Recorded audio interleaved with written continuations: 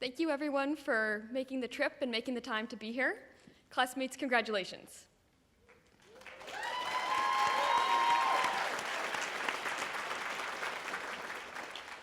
So I hope it's all right if I actually do this as a poem.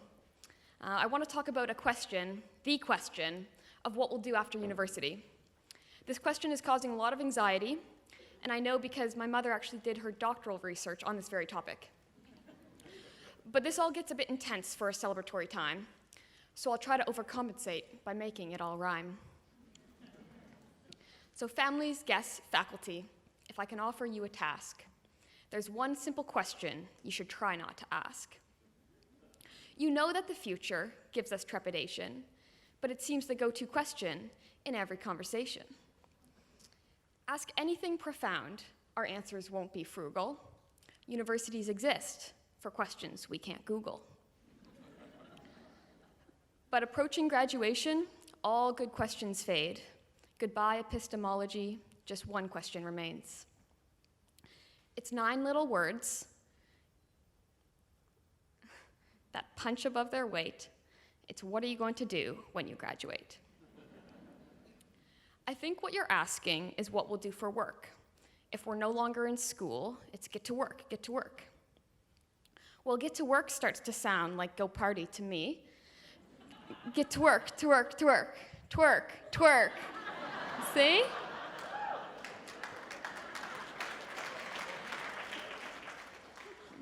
We're in a gig economy that's out of our control, and changes in technology could compromise our goals. What are you going to do when you graduate? When an older person asks, they should think about their own fate. I'll say, I'm not sure, it's not fully in my hands. What are you going to do when you die? Any plans?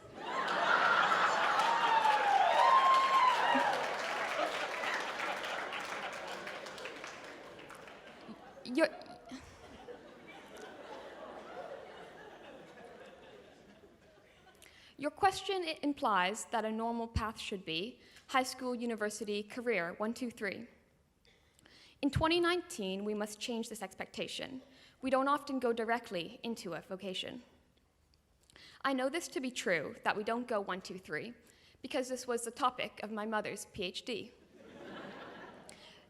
She did 100 interviews, studied for 6 years, to learn how young Canadians navigate careers.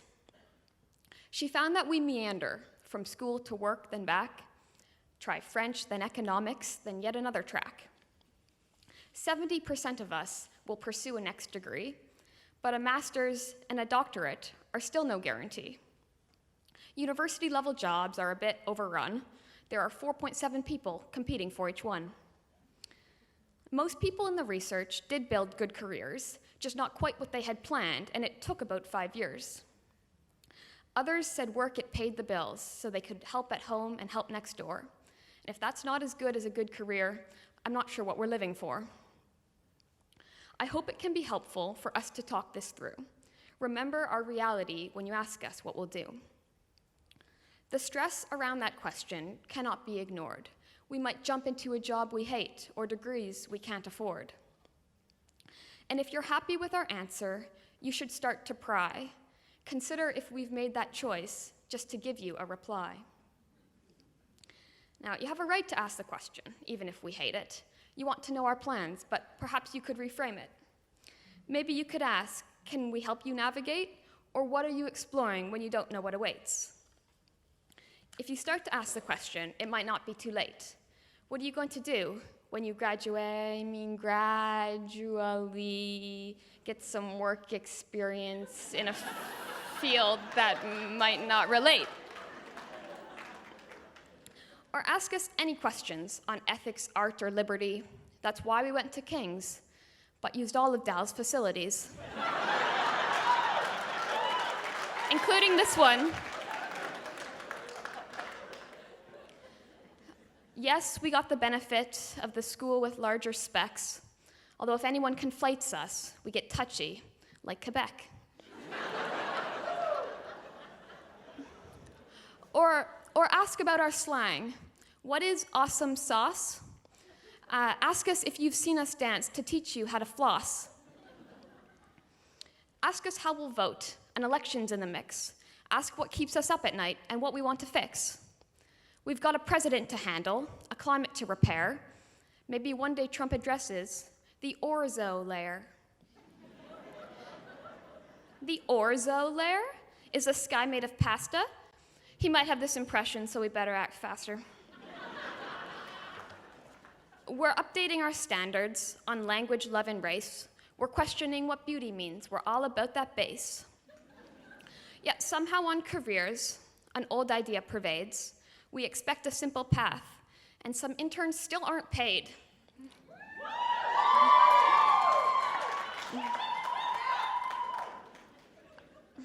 I think we'll change our standards, but I hope in the meantime, we won't panic, this is normal, and let's think hard about our screen time. Social media gets loud, the buzz can seem unstoppable. Somewhere along the way, we forgot that it was optional. Professors, thanks for putting us on a learning spree. We framed 100 arguments to frame this one degree. Our other type of teacher holds just as many merits, but your tenure never ends. That's why we call you parents. Sorry if we criticize you on a daily basis. We take issue with most things you do and say so to your faces.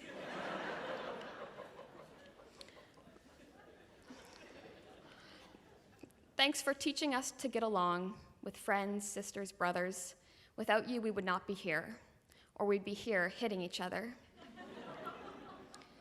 Apologies once more for giving you such flack. You often hug your children, and we should always hug you back. We thank the staff on campus and the librarian within it. She'd come around each night to say, "We close in 15 minutes." We're closing now. I hoped somehow I'd get a chance to say, our careers might not be linear, and that's okay. To all of the grads who aren't quite sure what's next, know that this is normal in an era so complex. And to our families and the faculty, when we return these gowns, just give us time to find our way.